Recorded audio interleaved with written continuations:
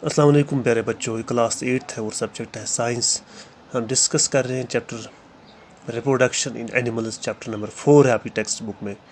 तो बच्चों, कल हमने जाना था कि रिप्रोडक्शन की डेफिनेशन जानी थी और टाइप्स ऑफ रिप्रोडक्शन में हमने कहा था कि सेक्चुअल एंड एसेक्चुअल रिप्रोडक्शन आमतौर पर होते हैं। तो हमने सेक्चुअल रिप्रोडक्शन को टच किया था और उसमें पढ़ा था कि मेल रिप्रोडक्टिव ऑर्गन्स जो है उनको पढ़ा था।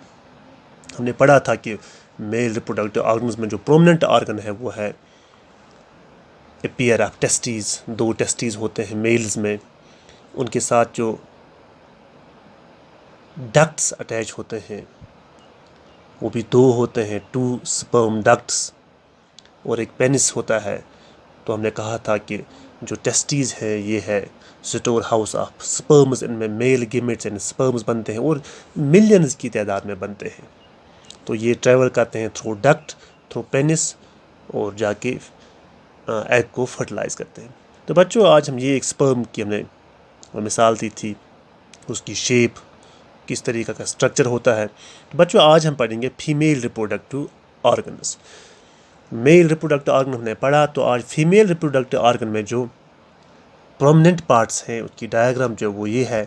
इसमें एक पेयर ऑफ ओवरीज होते हैं, 2 ओवरीज होते हैं, ये एक ओवरी है, ये दूसरी ओवरी है। मेल्स में 2 टेस्टीज़ होते हैं।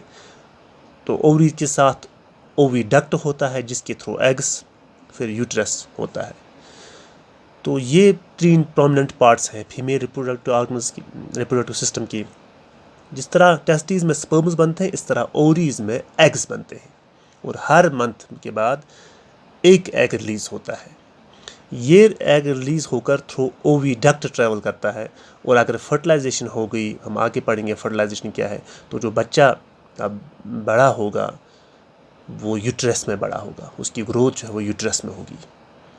यहाँ पे डेवलपमेंट ऑफ बेबी होता है। तो बच्चों, अब एक टॉपिक है फर्टिलाइजेशन। अब हमने जाना कि मेल्स वो स्पर्म प्रोड्यूस करते हैं और फीमेल एग या ओवम या ओवा जिसे हम कहते हैं वो प्रोड्यूस करते हैं।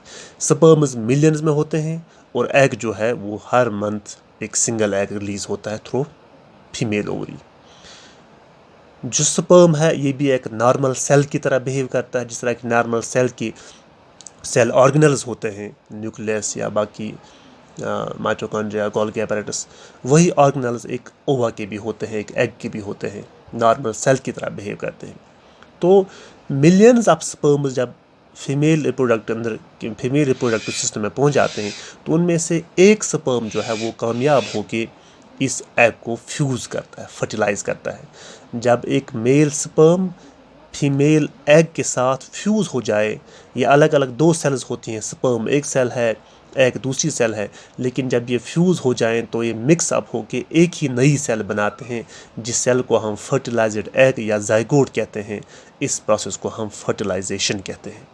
फर्टिलाइजेशन एक ऐसी प्रोसेस है जब एक मेल स्पर्म फ्यूज़ करे, मिल जाए एक फीमेल एग के साथ, और ये 2 अलग अलग सेल जो पहले थी अब एक नई सेल बन जाती हैं, जिसे हम जाइगोट कहते हैं, जो एक नए बच्चे की शुरुआत होती है, उसकी इब्तिदा होती है।